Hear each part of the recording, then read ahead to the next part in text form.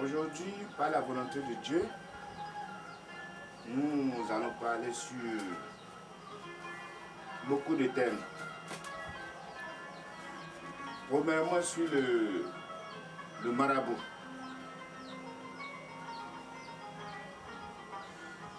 Ici, on nous fait savoir que marabout, dans les pays musulmans, saint personnage, objet de la vénération populaire durant toute sa vie et après sa mort. Mais en Afrique ici, marabout veut dire musulman, réputé pour ses pouvoirs magiques, devint guérisseur.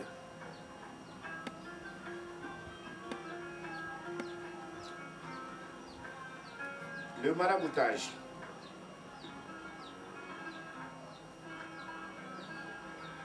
En Afrique, on appelle, c'est l'action de marabouter.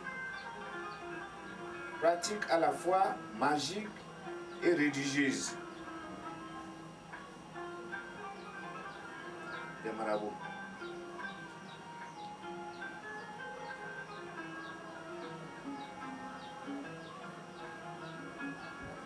Et puis comme on traite les marabouts, le guérisseur ici en Afrique, je vais vous expliquer ce que c'est que le guérisseur ici. Guérisseur, personne qui guérit ou prétend guérir en vertu des dons mystérieux ou à l'aide de procédés empiriques.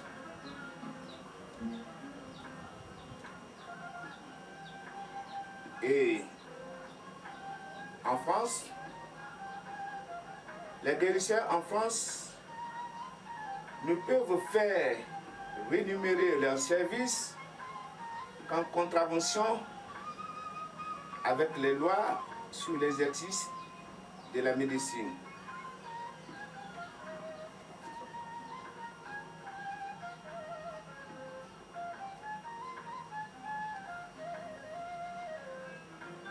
Voilà. Bien que la religion sans la science est aveugle, la science sans la religion est boiteuse.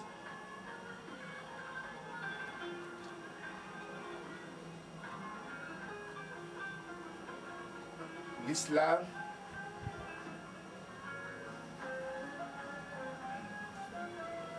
comme Dieu l'a aussi dit dans le Saint-Coran, c'est lui-même qui le préserve, qui le préserve. Et ça dépend de chacun de nous, de savoir comment le préserver. Parce que nous avons le compte à rendre à Dieu. Normalement, le marabout,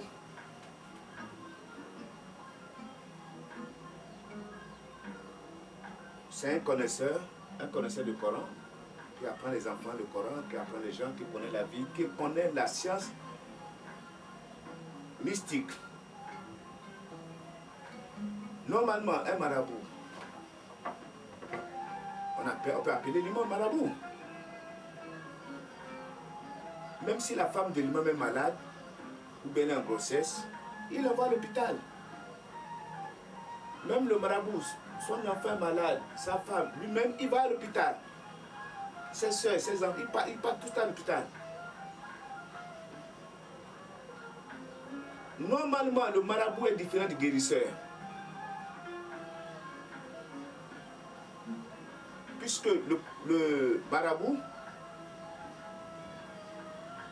il n'a même pas le temps d'aller chercher les feuilles de grouper, de piler, de faire comme les guérisseurs font. Il n'a pas ce temps-là. Il y a une grande différence entre le marabout et le guérisseur. Mais le marabout, après son rôle d'apprendre, d'éduquer les gens, il a encore son côté mystique, qui veut dire, comme j'avais fait dans une émission de la Sourate Yassine, avec les mots de tête incurables. Quand après l'hôpital, quand la maladie ne guérit pas, et que ou bien les médecins ne trouvent pas la maladie, ou bien ils ont soigné ça, ne peut pas. Quand on va chez le marabout, là, il peut changer le pédale mystiquement avec les versets du Coran, il peut les soigner. Et dans le soufisme, on nous a appris que un désœuvreux n'est pas religieux.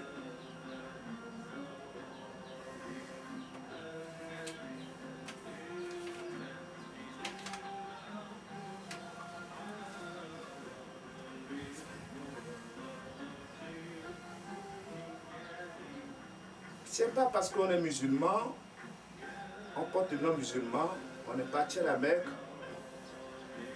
on est à l'Hadji, qu'on est déjà marabout.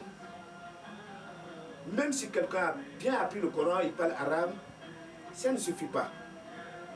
Même s'il a appris la science mystique, islamique, ça ne suffit pas. Parce qu'il y a des actes, quand il fait ça, il n'est plus marabout, il devient charlatan. Un exemple sur la consultation. Pour la consultation, le prophète, Père bénédiction de Dieu soit avec lui, a dit: la prédestination tient du mystère d'Allah. Ne le divulguez pas. Cela fait partie de la science exotérique.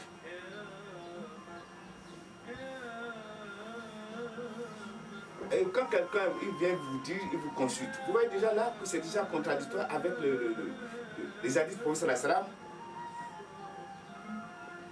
Bien qu'il y a des signes prénomitoires, et on nous a appris que si vous allez chez un marabout consulter, pendant 41 jours, Dieu ne va pas exaucer vos prières. C'est pas que vous n'allez pas les faire, vous allez les faire, Dieu ne va pas exaucer pendant 41 jours. Et si vous allez chez un non-musulman, durant le moment où vous considérez ce qu'il vous a dit là-bas, Dieu ne va pas exaucer vos prières, même si c'est des années.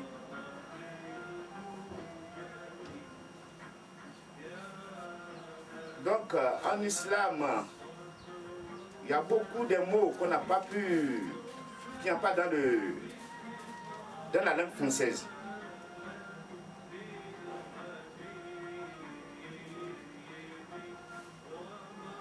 Tout d'abord,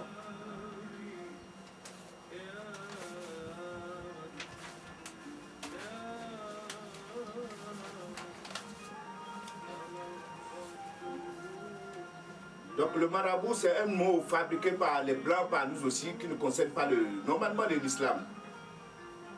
Un exemple encore. Ce que nous les musulmans, nous appelons la salade ou prière rituelle.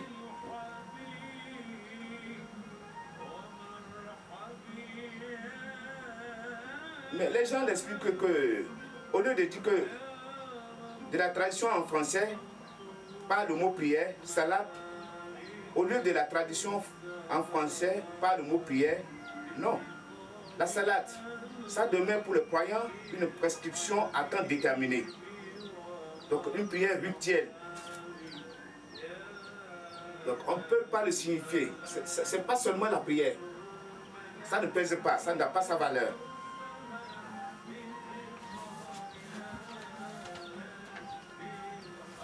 Même la zakat.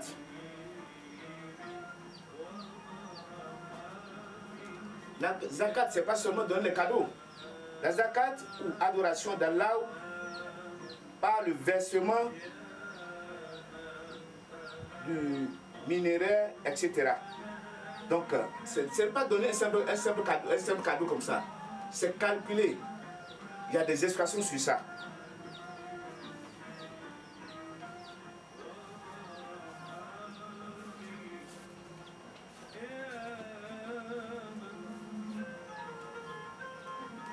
D'accord. Maintenant, si vous êtes malade, étant que musulman, vous avez un parent qui est malade, vous allez à l'hôpital. L'hôpital regarde, ils ont tout fait, ça ne guérit pas. Où est-ce que vous allez amener? Le malade ou vous-même?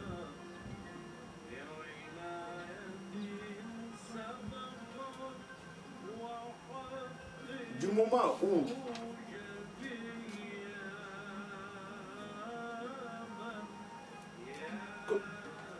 où le Coran compte au moins 16 000 et quelques versets, et chaque verset est mystique.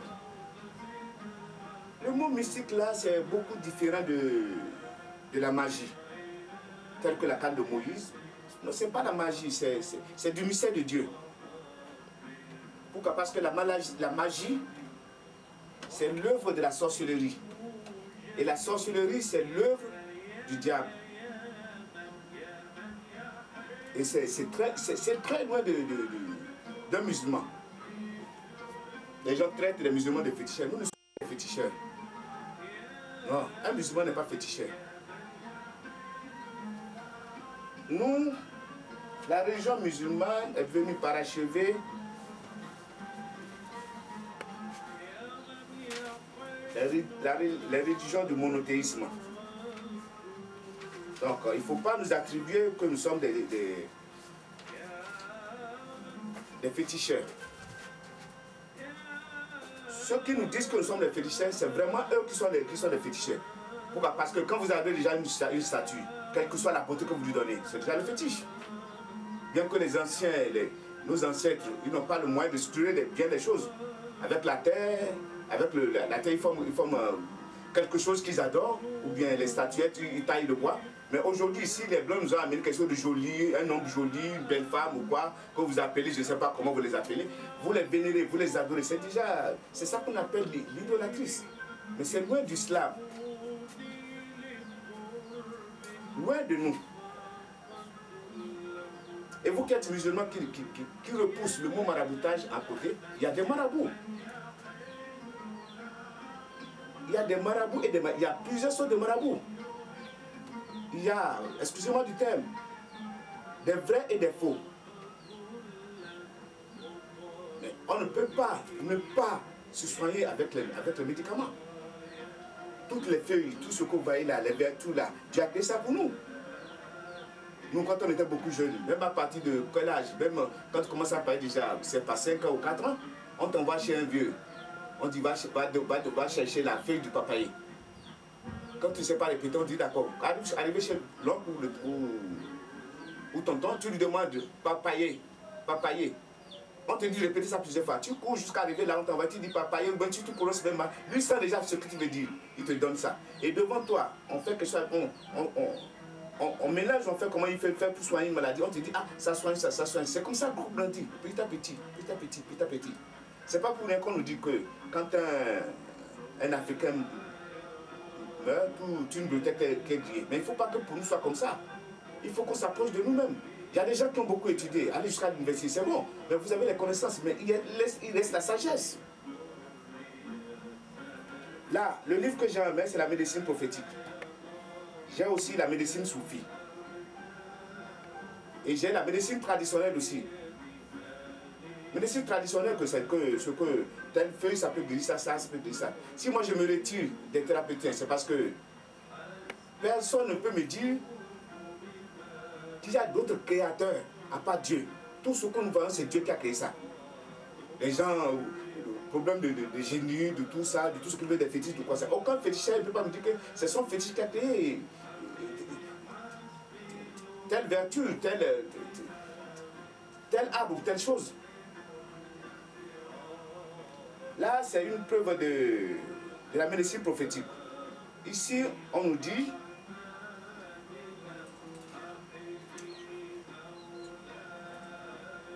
au nom de Dieu, le miséricorde, le très miséricorde, louange à Dieu, le Seigneur des mondes, le vivant, l'absolu, à qui Abraham s'est adressé. C'est lui qui me guérit lorsque je suis malade, qui a fait descendre les maladies, comme il a fait descendre les remèdes dans le but d'inviter les hommes à la recherche et à se fier en même temps à sa majesté. Que les bénédictions et le salut soient sur notre prophète, Maître Mohamed, sur sa famille, sur ses compagnons et sur les saints serviteurs de Dieu. Amen. Cette tradition du livre, la médecine prophétique, que nous mettons entre les mains du lecteur, revêt à la fois deux caractères, l'un religieux et l'autre scientifique, comme l'indique son titre. Étant donné que l'envoyé de Dieu, que Dieu le bénisse et le salue, ne parlait pas sous l'empire de ses passions, car ce n'était là une révélation révélée. Il n'était ni médecin, ni un homme de science.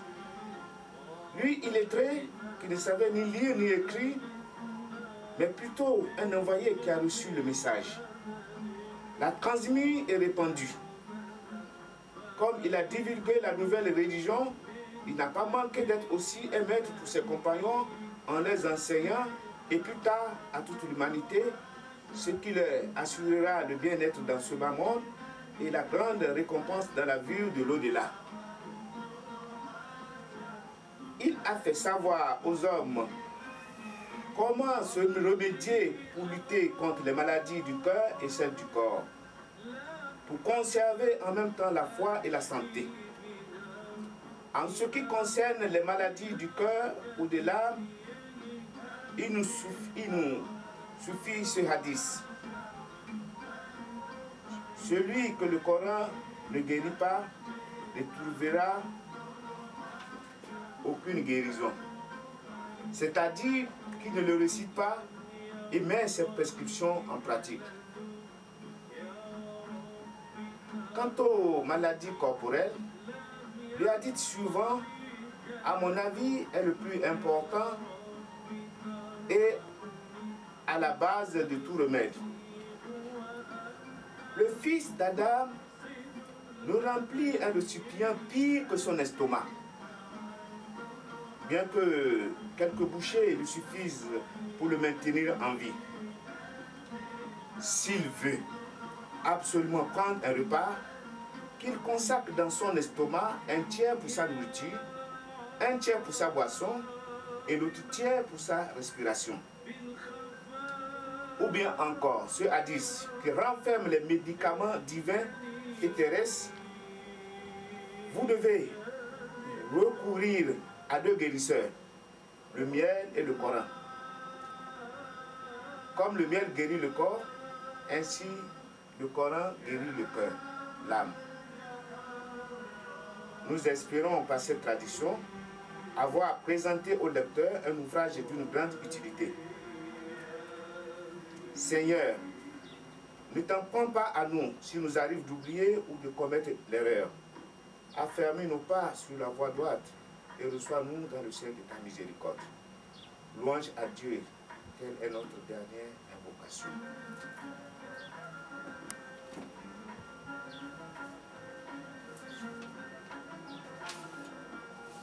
Vous voyez déjà avec moi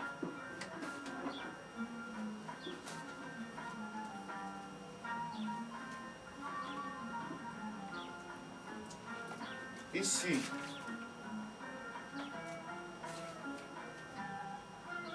quand on nous dit celui que le Coran ne guérit pas, ne trouvera aucune guérison.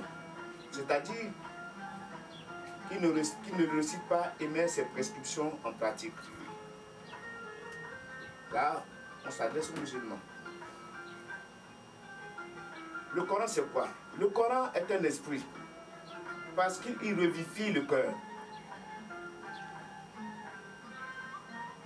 Sous l'acte 29, verset 45. On continue encore de la récitation du Coran préserve de la turpitude et du blâmable.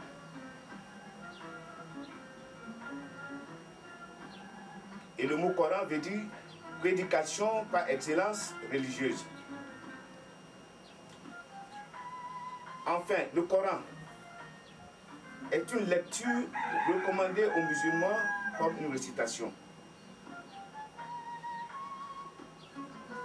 Bien que le rappel de Dieu est égal logique, est plus grand que ça. Mais quand vous lisez le Coran, ça a son esprit et puis ça vous vivifie.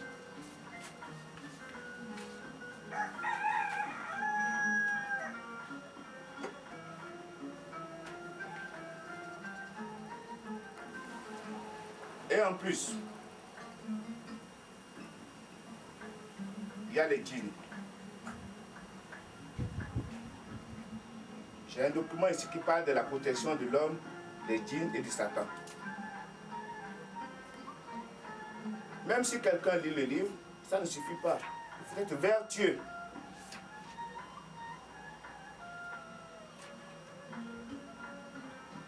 Puisque les gens peuvent dire avec le précieux, on peut dégager on peut chasser les djinns. Il y a d'autres djinns qui savent lire le ayat al-Kursi. C'est comme un exemple, un jour, il y a un cheikh qui a désenvoûté une femme. Après la mort du cheikh, le génie est retourné encore sur la femme, dans la femme. Et un autre est arrivé là, un autre connaisseur, il a voulu faire sortir, déloger le génie. Et le génie a répondu que non, toi tu n'as pas mort, tu ne pèses pas. S'il était sorti, c'est parce que l'autre était vertueux. Donc il y a ça aussi qui compte. Et chacun avec son domaine dans la vie. Du moment où notre grand maître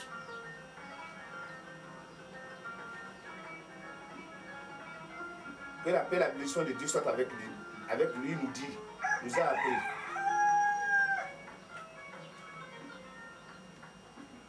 Que tout celui que vous voyez, tout celui que vous voyez devant vous est votre maître. Il connaît ce que vous ne connaissez pas. Le grand connaisseur, c'est Dieu. Il nous donne une petite partie seulement. Je disais tantôt, il y a plusieurs sortes de personnes, mais je vais détailler trois qualités. Premièrement, l'homme innocent.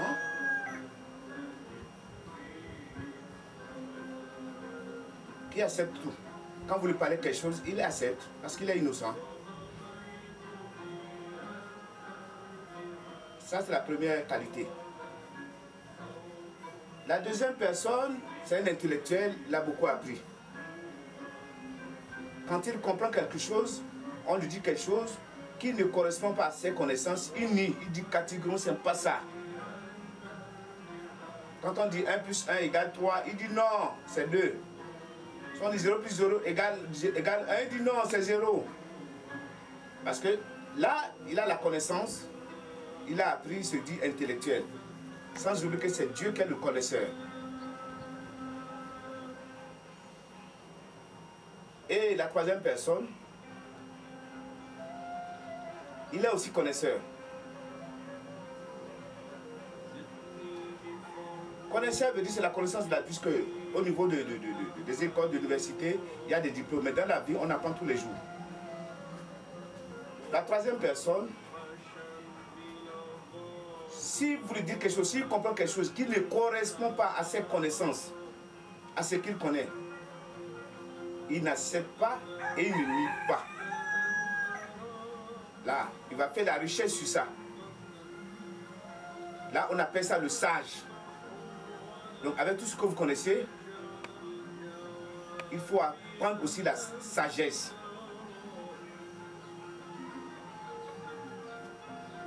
Le grand maître, le vénéreux, que la paix et la bénédiction de Dieu soient avec lui. Il est doté d'une âme prophétique, pas comme nous. Bien qu'il y a des gens qui disent le prophète a fait ça, il n'a pas fait ça, il a fait ça, il n'a pas fait ça. Bien, oui. Un exemple sur le carême. Le prophète, il a dit si quelqu'un connaît la valeur du carême, il prendra toute sa vie pour gêner. Ce n'est pas qu'il a forcé quelqu'un à le faire. Chacun a son... Comment il fera pour toucher Dieu. Et le prophète, il dit, il demande à Dieu, il dit Rabbi Zidini, Iliman. Il demande à Dieu chaque fois d'accroître encore ses connaissances. Il faut toujours chercher à connaître.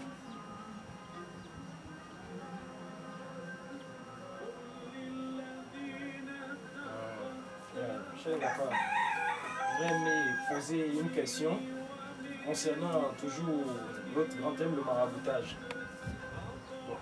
Quelle est exactement la différence entre un marabout, un ganga, un charlatan, un féticheur ou un guérisseur?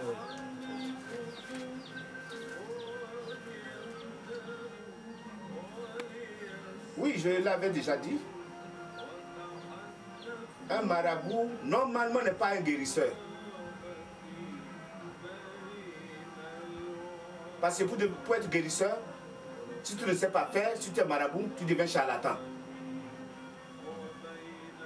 Ce n'est pas un simple parler qu'on va t'amener. Ceux qui disent je peux soigner le famille, les moritures, mais il y a l'hôpital pour ça, la médecine moderne pour ça. Ça, ce n'est pas le maraboutage, ça. Tu deviens déjà guérisseur. Et quand tu es guérisseur, tu ne sais pas faire, tu deviens charlatan.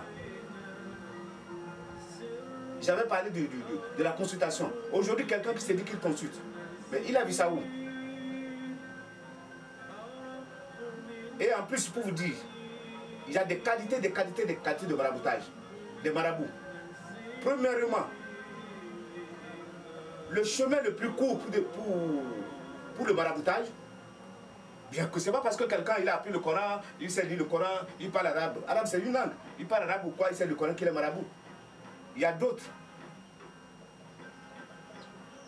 Avec quelques explications qu'ils parlent, qu'ils connaissent dans le Coran, quand ils veulent exaucer ce mal, je ne les appelle pas marabout, je les appelle charlatans. Le chemin le plus rapide, parce qu'ils se connaissent, la personne rentre dans la sorcellerie. C'est le chemin le plus court. Il peut avoir un sorcier. Et un sorcier, c'est l'élève du Satan. Si c'est pour payer, c'est pas, ils font les cérémonies, il devient sorcier. Comment vous voulez qu'un sorcier guérisse quelqu'un? Si c'est une petite maladie ou quoi, oui. Mais si un sorcier avait déjà attaqué quelqu'un, vous allez le voir. Même avant de venir, c'est déjà. Mais il demande à ceux qui l'ont attaqué pour dire, mais comment vous allez faire? S'ils acceptent, ils sont s'ils n'acceptent pas, il aggrave ça de plus.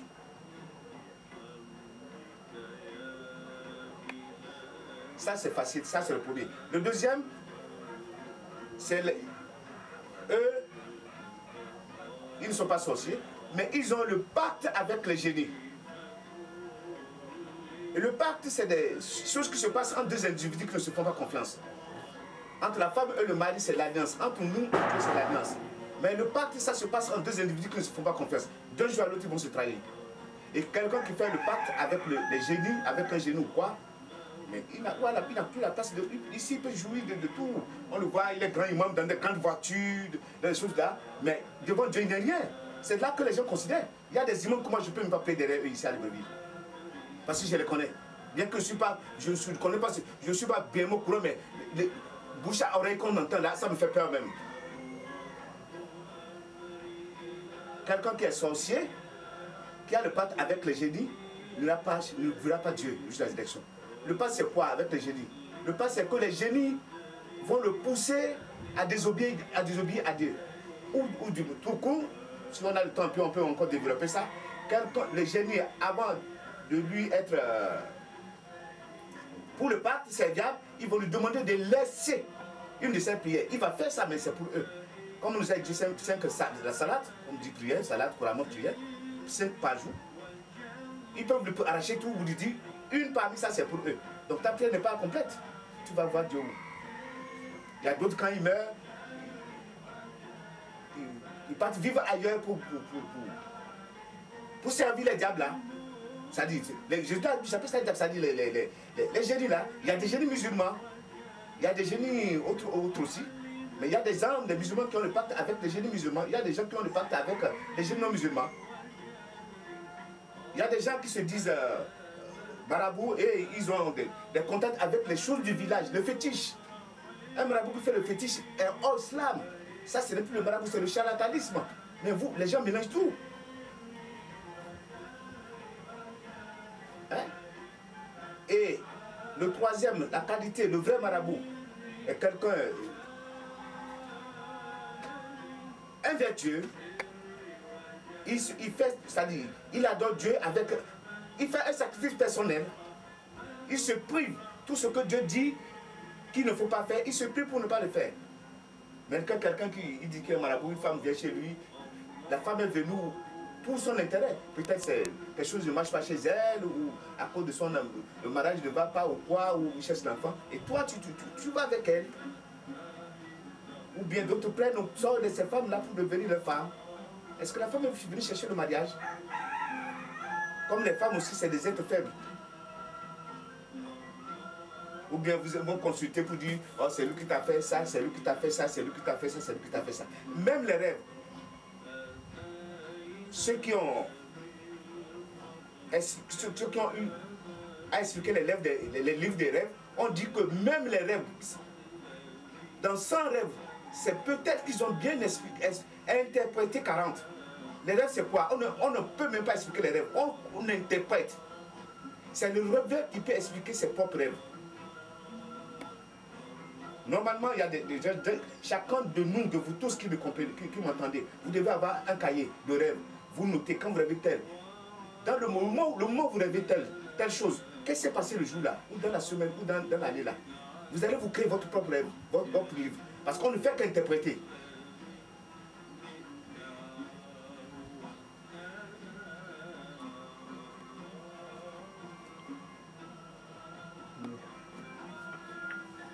Bon, Eladji Gafari, par rapport aux explications que vous avez avancées sur les 3-4 sortes de marabouts dont vous avez énoncé, est-ce qu'on peut conclure ici que le mauvais marabout, c'est celui-là qui nous impacte avec un génie ou un démon quelconque?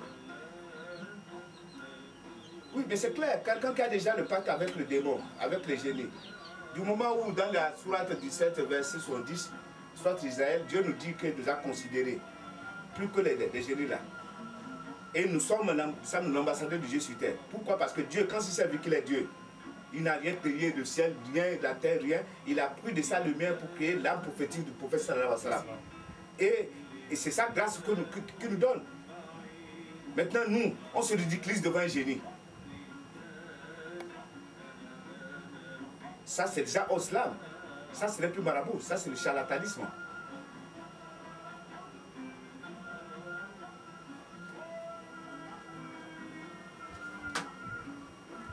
Ouais, bon, par rapport aux différentes sortes de marabouts que nous venons de parler, il y a certains qui pratiquent bien la consultation. Vous êtes passé un peu brièvement dessus, mais sans approfondir. Est-ce que cette consultation-là est-elle vraiment approuvée par la religion islamique? Si oui, pourquoi et comment? La consultation est interdite dans l'islam. C'est interdit, c'est interdit. C'est interdit. Quelqu'un qui fait la consultation sur ne cesse pas avant de mourir, il n'aura pas la grâce de Dieu. C'est interdit. Qui sait consulter quoi? Ouais. Ce qu'on peut conseiller quelqu'un, c'est le istiara. La personne aussi verra, il va rêver, il verra que qu'est-ce qui va se passer. Mais consultation ne tombe pas là, non. Mais il y a des manières. La constitution, c'est quoi? Vous allez venir rendre visite à quelqu'un qui a constaté. Quand la personne cause avec vous, quand vous avez bien développé votre sixième sens, hein, en parlant, vous avez déjà dit c'est comme ça. C'est des conseils, la consultation. Mais pour dire, surtout un musulman qui touche au Coran, mais il n'est plus musulman. Les Coran, là, c'est les œuvres des non-musulmans. Et chacun a son domaine. Eux, c'est leur domaine à eux.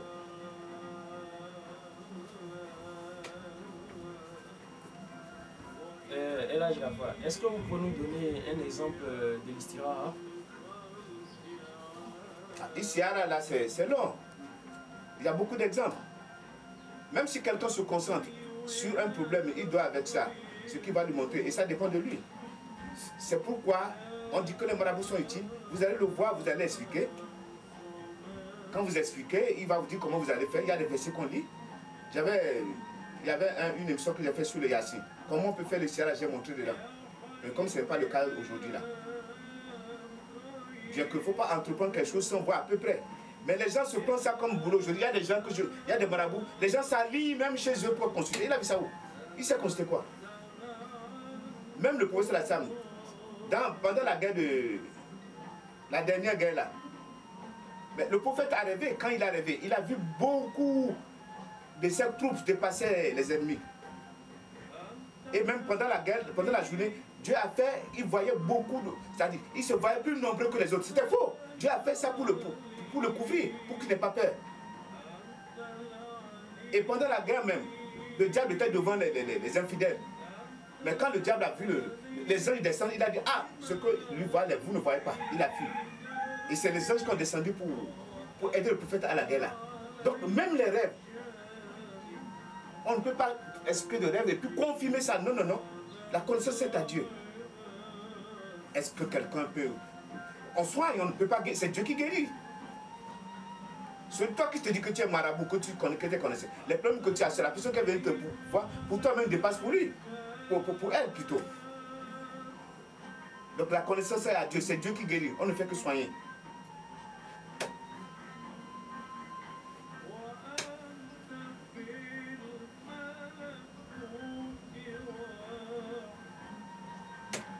Maître Gafari, on a bien entendu vos explications, mais ici, nous avons une autre préoccupation. Ici, l'on aimerait savoir si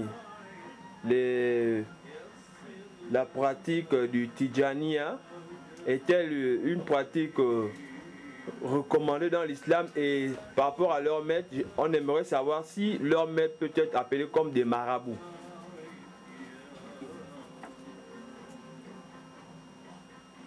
Bien, vous voyez, ce que les gens appellent secte-là,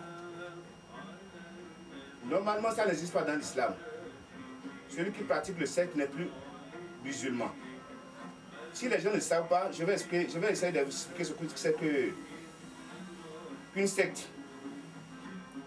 C'est l'ensemble de personnes professant une même doctrine philosophique religieuse, qui veut dire groupement religieux clos sur lui-même et créé en opposition à des idées et à des pratiques religieuses dominantes. Vous voyez déjà? Opposition. Et on dit aussi clan constitué par des personnes ayant la même idéologie. Le petit groupe constitue une secte à l'intérieur du parti. Un exemple comme le Tijaniya. Le Tijaniya, il y a le Tijaniya, le Kadriya, le Sanusiya, les Mourides. Exemple d'abord sur le Tijaniya. Le Tijaniya, c'est une confrérie. Confrérie qui veut dire association de laïcs fondée sur des principes religieux. Le Tijaniya, qui a pour grand maître